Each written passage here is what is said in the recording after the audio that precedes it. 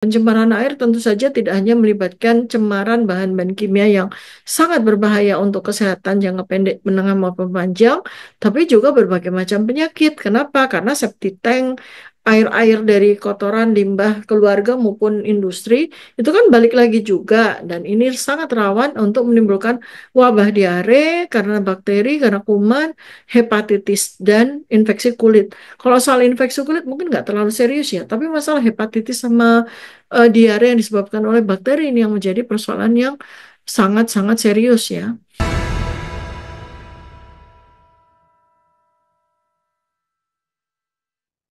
Bismillahirrahmanirrahim. Assalamualaikum warahmatullahi wabarakatuh. Sahabat Dokter Tifa, dimanapun Anda berada. Hari ini saya akan menyoroti, ya akan memberikan pandangan saya, scientific base, bagaimana sih dampak reklamasi terhadap kesehatan. Nah, ini sekarang saya bicara dari sisi domain saya yang lain ya, dari sebagai dokter, sebagai epidemiologis ya. Jadi saya ingin memberikan kepada Anda insight, bagaimana sih sebenarnya kalau reklamasi itu kita tinjau dari sudut pandang kesehatan gitu ya. Dampaknya apa aja ya, mudah-mudahan memberikan pencerahan kepada Anda semua ya. Jadi itu judul video saya sekarang. Pertama, coba kita bayangkan ya, itu reklamasi.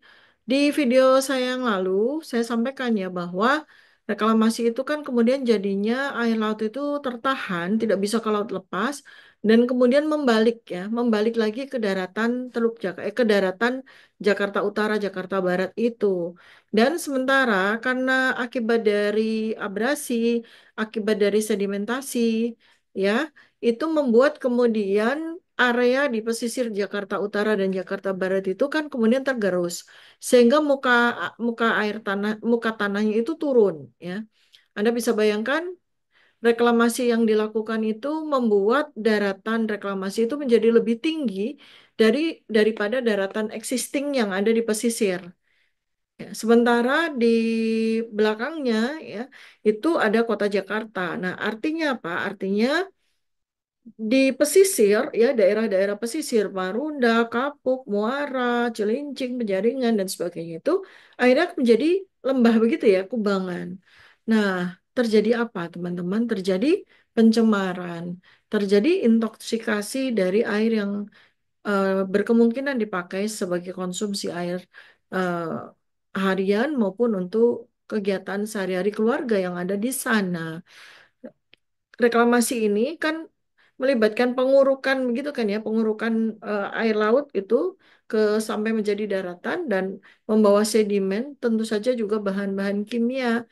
Karena di pesisir laut Teluk Jakarta itu kan berdiri industri-industri kan, berdiri pabrik-pabrik yang diharapkan limbahnya itu akan dicuci oleh lautan, oleh air laut. Tapi nggak bisa karena ketahan reklamasi sehingga bahan-bahan chemical ya substance itu eh, masuk lagi kepada kubangan di pesisir Teluk Jakarta tersebut. Dan ini pasti menimbulkan pencemaran air.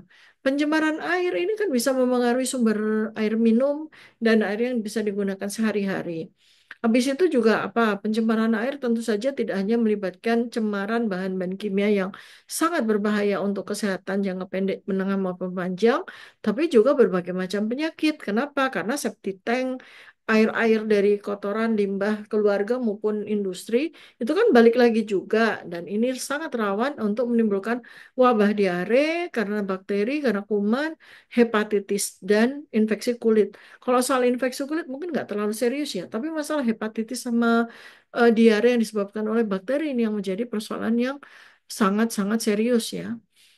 Kemudian apalagi terjadi perubahan ekosistem laut ya karena nelayan menjadi terhambat sehingga mereka tentu saja persoalan status gizi menjadi sangat-sangat terancam karena mereka itu hasil lautnya kan bukan hanya protein hewani dalam bentuk ikan-ikan maupun biota laut yang sebagian mereka jual dan sebagian mereka konsumsi, tapi juga keberagaman hayati lain misalnya seperti rumput laut dan banyak hewan-hewan ataupun organisme laut yang selama ini menjadi konsumsi mereka.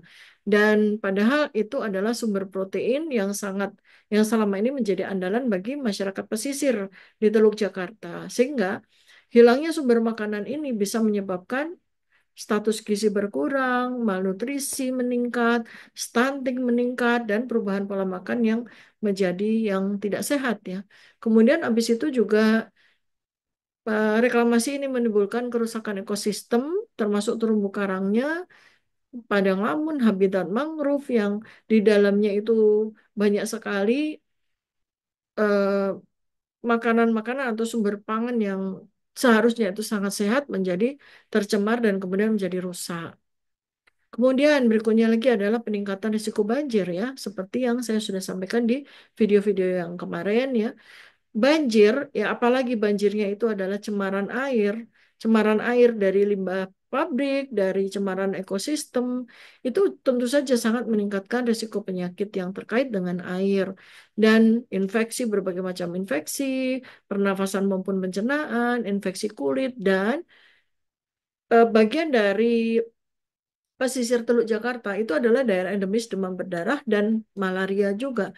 Sehingga berkemungkinan kedua penyakit yang disebabkan oleh nyamuk itu menjadi meningkat insidensinya. Ya. Kemudian dari sisi dampak sosial dan ekonomi terhadap kesehatan, karena penggusuran yang sewenang-wenang, karena penghasilan dari ganti rugi tanah yang dibeli dengan sangat murah oleh pengembang, itu tentu saja menimbulkan stres mental yang luar biasa dialami oleh penduduk pesisir.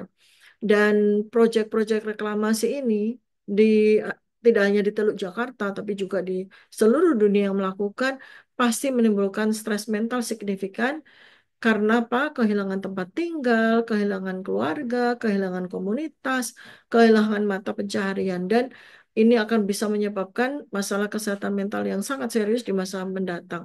Bukan hanya depresi, kecemasan, gangguan tidur, tapi juga berpotensi untuk terjadinya gangguan jiwa yang lebih serius. Kemudian perubahan mata pencaharian.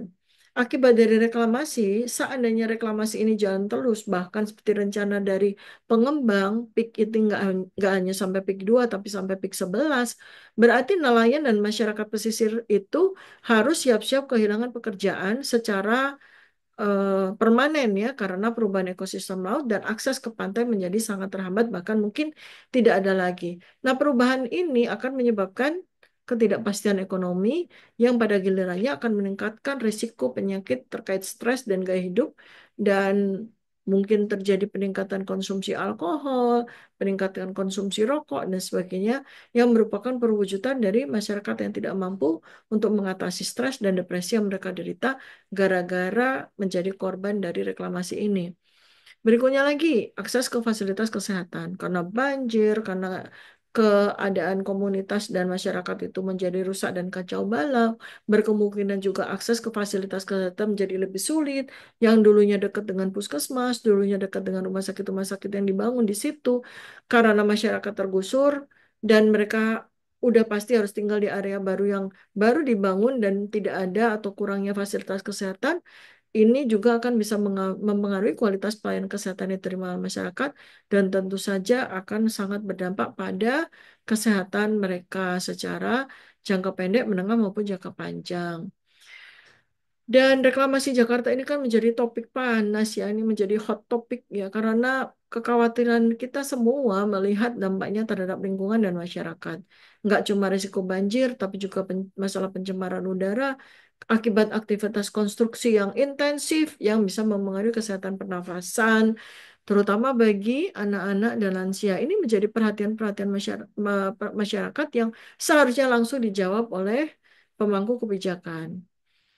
Terus penyakit-penyakit dan kondisi kesehatan apa saja yang berkemungkinan terjadi di sana? Tadi sudah saya sebutkan ya, ada diare, ada hepatitis, ada infeksi kulit, masalah pernafasan akibat aktivitas konstruksi, pening, eh, risiko peningkatan dari insidensi asma, juga alergi, juga infeksi saluran nafas seperti bronkitis atau pneumonia, sangat mungkin. Kemudian dari sisi kesehatan mental, akan terjadi peningkatan status depresi dan kecemasan, gangguan jiwa, dan sebagaimana yang ini akan memicu atau memperburuk kesehatan secara keseluruhan.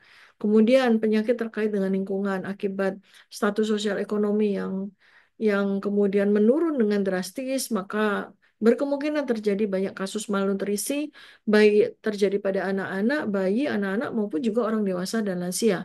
Karena kehilangan ikan dan sumber makanan laut lainnya yang selama ini mereka akses dengan sangat mudah. Dan karena terhambat, ya tentu saja ini akan sangat serius menyebabkan potensi kehancuran status gizi pada masyarakat di sana ya. Kemudian masalah kesehatan jangka panjang. Jadi kalau pencemaran itu terjadi dan reklamasi ini proyeknya itu terus dikerjakan selama bertahun-tahun bahkan mungkin belasan tahun, maka paparan jangka panjang terhadap bahan-bahan kimia, terhadap dari yang pabrik atau industri yang ada di sana yang kemudian mencemari air dan mencemari makanan, sumber makanan juga, itu menimbulkan efek toksik jangka panjang yang pada akhirnya nanti bisa menimbulkan kanker dan beberapa kasus yang serius. Kemudian juga tidak tertutup kemungkinan pencemaran-cemaran itu akan mengakibatkan masalah jantung dan pembuluh darah secara sangat serius ya. Jadi inilah yang bisa saya sampaikan terkait dengan reklamasi dan hubungannya dengan masalah kesehatan yang berkemungkinan terjadi. Dan ini saya sangat mengharapkan agar pemangku kebijakan dalam hal ini pemerintah pusat, dalam ini pemerintah Provinsi DKI Jakarta untuk tidak berlepas tangan, untuk aware, ini adalah warning dari saya agar masyarakat yang ada di pesisir Teluk Jakarta yang sekarang udah jatuh di tempat tangga dan tangannya udah berkali-kali lipat itu bisa diperhatikan oleh Presiden Prabowo Subianto beserta jajarannya. Terima kasih. Sampai jumpa pada video berikutnya. Mudah-mudahan bermanfaat buat Anda semua. Assalamualaikum warahmatullahi wabarakatuh. Salam kebenaran.